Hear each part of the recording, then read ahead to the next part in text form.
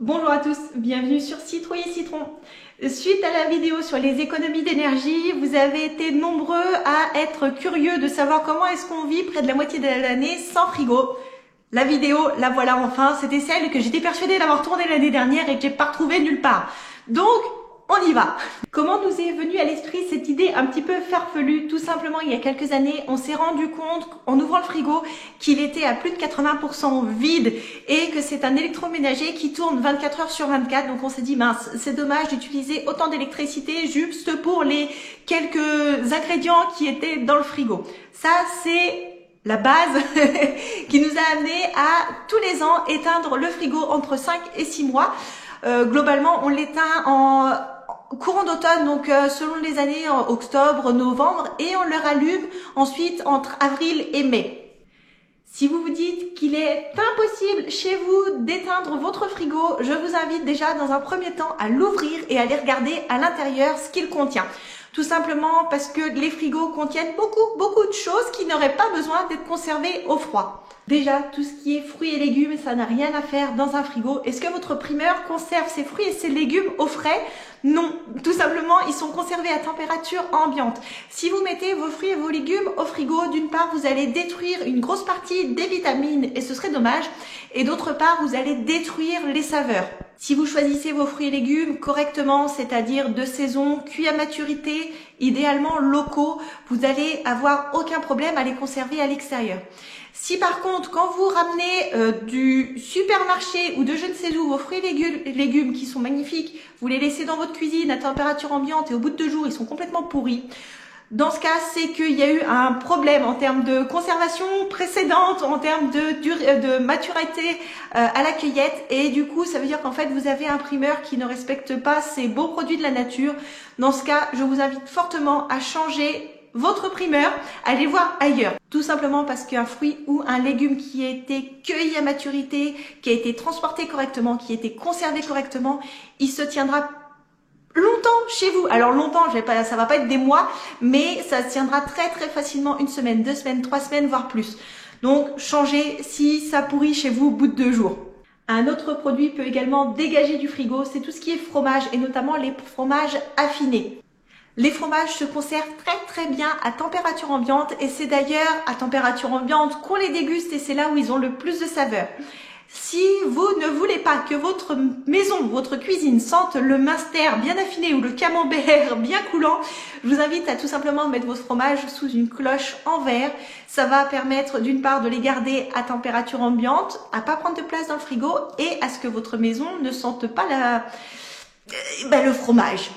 J'ai découvert que certains conservaient leur chocolat au frigo.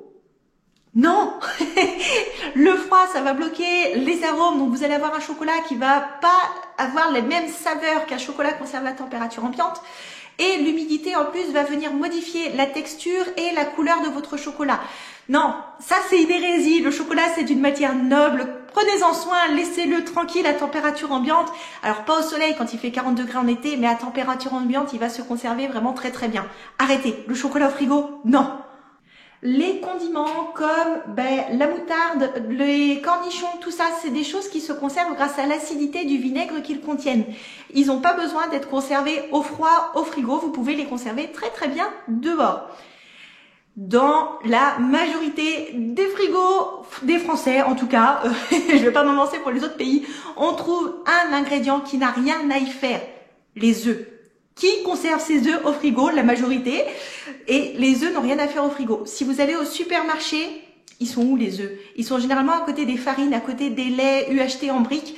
Les œufs, ils se conservent à température ambiante. Si vous mettez vos œufs au frigo, en fait, le froid va venir abîmer le côté imperméable de l'enveloppe qui est à l'intérieur de la coquille. Donc ça veut dire que vos œufs ne seront plus imperméables. Ça veut dire qu'ils vont absorber les odeurs du frigo. Notamment si vous avez votre minster au frigo, les œufs vont sentir le minster. Donc ça, point de vue saveur, c'est pas dingue. Et ensuite, point de vue bactériologique, si vous avez votre boîte de 12 œufs que vous conservez au frigo, vous la sortez pour faire vos crêpes, vous utilisez, je sais pas, 4 œufs. Il vous en reste quelques-uns dans la boîte, 8 si votre boîte était pleine. Votre boîte d'œufs, vous allez ensuite la remettre au frigo et elle va faire des allers-retours ainsi entre froid, chaud, froid, chaud, froid, chaud. Ça, c'est l'idéal pour avoir une explosion de bactéries et risque de tomber malade après. Donc non, les œufs, ça se conserve très bien au placard. Sortez-les du frigo, ça fait encore un truc de moins dans votre frigo. Bon, ensuite, ça peut paraître basique, mais ça coûte rien de le rappeler. Tout ce qui est huile, vinaigre et compagnie, tout ça, il n'y a pas besoin que ce soit au frigo. C'est des milieux de vie dans lesquels les bactéries ne peuvent pas se développer. Donc, en plus, vous allez avoir une huile figée, c'est n'importe quoi.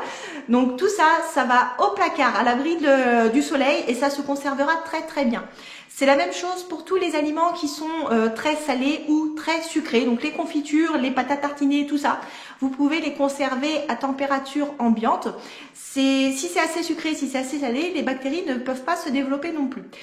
Par contre, si c'est des confitures ou des pâtes à tartiner que vous faites par exemple maison où la teneur en sucre est réduite, dans ce cas, faites un peu attention quand même en termes de conservation parce que il y aura un peu moins de sucre, donc ça va se tenir un petit peu moins longtemps. Chez nous, on n'a pas ce souci-là, ça descend toujours très vite ces ingrédients-là. Mais voilà, en tout cas, tout ce qui va être confiture du commerce, pot de pâte à tartiner classique, dans le placard, pas de problème. Maintenant que vous avez retiré tout ça de votre frigo, il ne doit plus rester grand-chose. Vous savez très certainement que j'adore cuisiner et généralement c'est le soir qu'on cuisine pour tous ces plats faits maison qui nécessitent quand même une conservation particulière pour éviter des proliférations bactériennes. On s'est rendu compte d'une chose, c'est que de toute façon le soir, le plat il est encore trop chaud pour aller au frigo. Donc la nourriture reste dans la cocotte et ça tient toute la nuit. Donc sur la base de ce constat-là, tout simplement, quand on cuisine le soir, on mange notre plat et le lendemain midi on va manger les restes. De toute façon ce plat là il n'ira pas au frigo pendant la nuit parce qu'il est trop chaud. On a l'avantage d'habiter dans une région où il fait frais voire froid l'hiver, donc pour tout ce qui a besoin d'une température plutôt fraîche, donc notamment les bouteilles de bière, les bouteilles de vin blanc, toutes ces choses là qui sont assez sympas quand c'est bien frais. On les conserve tout simplement sur le rebord de la fenêtre, à l'abri de la pluie, à l'abri du vent. Et même quand il fait très froid dehors, on n'a pas encore eu de problème de bouteilles gelées sur le bord de la fenêtre. Donc tout simplement parce que c'est à l'abri des températures vraiment très négatives. Donc c'est comme ça qu'on conserve ces produits qu'on veut vraiment garder au frais. Il y a ensuite 2 produits sur lesquels il faut faire par contre très attention. C'est tout ce qui est viande fraîche et poisson frais. Donc pour ça, on va les acheter au boucher, au poissonnier et on les cuisine directement quand le frigo est éteint. Tout simplement parce que ce sont des produits qui sont très sensibles aux variations de température, qui sont très sensibles à la prolifération bactérienne. Là pour le coup, tout ce qui est bactéries et compagnie, ça adore la viande, ça adore le poisson, donc ça se propage très rapidement. Et le risque, c'est derrière de subir une intoxication alimentaire. Donc ça, on fait vraiment ultra attention. On les cuisine dès que ça arrive à la maison. Une fois cuisiné, si on se rend compte qu'on a vraiment visé trop large en termes de quantité et qu'on n'aura pas le temps de tout manger dans les délais impartis pour éviter du gaspillage alimentaire, dans ces cas-là, on va tout simplement congeler les restants qu'on décongèlera au fur et à mesure selon nos besoins. De toute façon, à la maison, autant le frigo était vide une bonne partie, sur une bonne partie des étagères, autant le congèle, il tourne quasiment toute l'année pour conserver toutes les productions issues du jardin. Donc, quitte à avoir un électroménager qui tourne, parce que de toute façon, on en a besoin, autant en tirer profit pour ces plats qui risquent d'être gaspillés. Un détail qui me paraît important si vous comptez vivre une partie de l'année sans frigo, c'est de gérer les insectes, notamment en début d'automne ou en début de printemps, où ces périodes-là où les insectes commencent à revenir, tout ce qui est mouches, moucherons et compagnie. Pour les fruits et légumes, notamment sur ces périodes-là et en été, ça attire beaucoup ces petits moucherons là, ces petites mouches toutes minuscules qui peuvent venir un petit peu abîmer éventuellement les fruits et les légumes. Si vous êtes embêté par rapport à ça, le simple conseil que je vous donne, c'est de mettre un torchon sur votre corbeille de fruits et légumes. Les bestioles, elles pourront pas passer, elles seront tranquilles. Par rapport aux plats cuisinés, ça tout simplement, nous on met ça dans des boîtes hermétiques, on ferme le chapeau là, le couvercle, et ça se conserve très bien.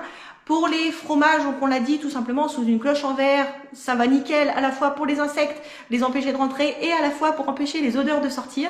Donc c'est vraiment des choses très simples, il n'y a pas besoin d'investir des milliers et des cents dans un garde-manger hors froid. Au printemps, quand les températures commencent sérieusement à regrimper, on rallume le frigo et on se sert de cette belle technologie du quotidien qui permet de passer les mois d'été très chauds sans prendre de risques alimentaires. Donc on ne fait pas une croix complètement sur cette technologie, tout simplement on essaye de réduire au maximum les consommations d'électricité qui vont de pair en réfléchissant différemment nos modes de consommation. Je crois avoir fait le tour des astuces qui nous ont permis de vivre 5 à 6 mois de l'année sans frigo. Si j'en ai oublié ou si vous avez des questions, dans tous les cas, je serais ravie d'échanger avec vous dans les commentaires. Donc je reste à votre disposition. Si vous avez d'autres astuces pour vider un peu plus votre frigo, voire pour éteindre carrément votre frigo une partie de l'année, n'hésitez pas à nous les partager, ce sera avec grand plaisir. En attendant, j'espère que cette vidéo vous a plu. Si c'est le cas, pensez à la liker, à vous abonner à la chaîne et à cliquer sur la petite cloche pour avoir la notification pour la prochaine sortie. Dans tous les cas, je vous remercie pour être resté jusqu'au bout. Je vous souhaite une belle journée et je vous dis à très bientôt sur Citrouille et Citron.